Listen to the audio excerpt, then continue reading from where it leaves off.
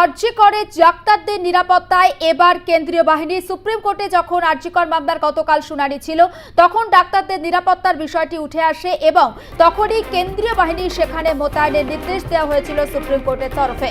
Supreme নির্দেশের পর আরজিকর মেডিকেলে কেন্দ্রীয় বাহিনী পৌঁছে গিয়েছে। গোটা বিষয়টা নিয়ে আমরা বিস্তারিতভাবে কথা বলবো। সরাসরি রয়েছে আমাদের প্রতিনিধি আরজিকর থেকে সুচারু মিত্র। সুচারু, এই মুহূর্তে ঠিক কি ছবি উঠে আসছে?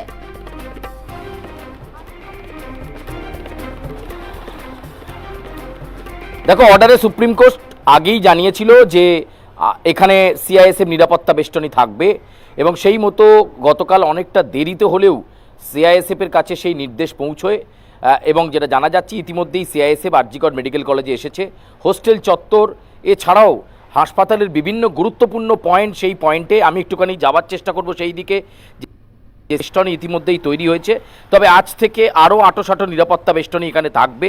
আরজিকর যে বেআব্রু নিরাপত্তা নিয়ে বারবার প্রশ্ন এবং যেখানে একজন চিকিৎসককে প্রাণ হারাতে হলো, পাশবিক অত্যাচার তার উপর ঘটল, গোটা ঘটনা শোনার পর সুপ্রিম কোর্ট পর্যবেক্ষণ দেয় যে তারা এখানে একেবারে নিরাপত্তা বেষ্টনী সিআইএসএফ দিয়ে করাবে এবং ইতিমধ্যেই আমরা জানি ন্যাশনাল টাস্ক ফোর্স সেটাও কিন্তু তৈরি হয়েছে এবং ইতিমধ্যেই আজকে ভোরবেলাতেই সিআইএসএফের আধিকারিকরা তারা এসে পৌঁছেছেন, কমান্ডেন্ট রয়েছেন।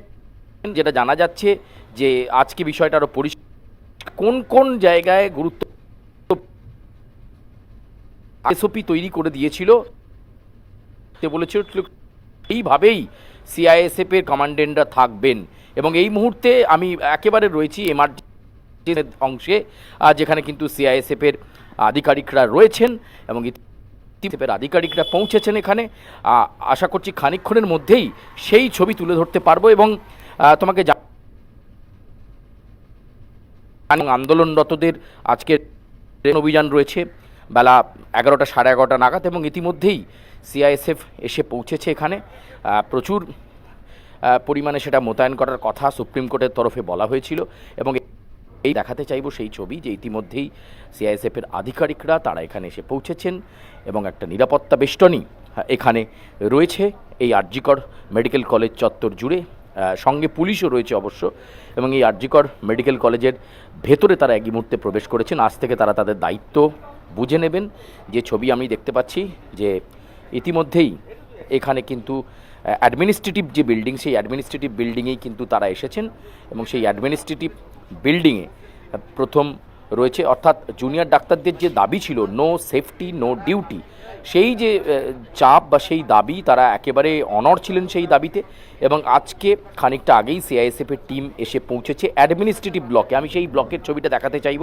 অ্যাডমিনিস্ট্রেটিভ ব্লক সেই ইতিমধ্যেই এসে পৌঁছেছেন এবং একেবারে ইতিমধ্যেই একেবারে আরজিকর মেডিকেল সিআইএসএফকে বুঝে নিতে হবে, তাই তারা অ্যাডমিনিস্ট্রেটিভ বিল্ডিংয়ে এলেন এবং আজ থেকেই তারা সেই দায়িত্ব বুঝে নেবেন সিআইএসএফের সিনিয়র অফিসিয়ালসরা এবং ইতিমধ্যেই তারা সেই কোর্টের অর্ডার নিয়ে এই অ্যাডমিনিস্ট্রেটিভ বিল্ডিংয়ের ভেতরে গিয়েছেন।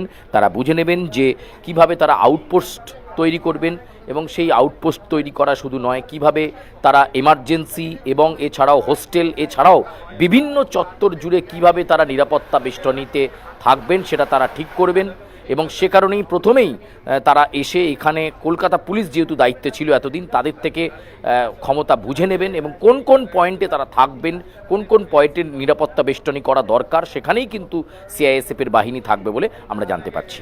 একেবারে নজর রাখো সুচারু, পরে আবার তোমার সঙ্গে কথা বলবো আপডেটের জন্য। আপাতত তোমাকে ধন্যবাদ এবং যে ছবি আমরা এই মুহূর্তে আরজিকর হাসপাতাল থেকে তুলে ধরছিলেন আমাদের প্রতিনিধি সুচারু মিত্র।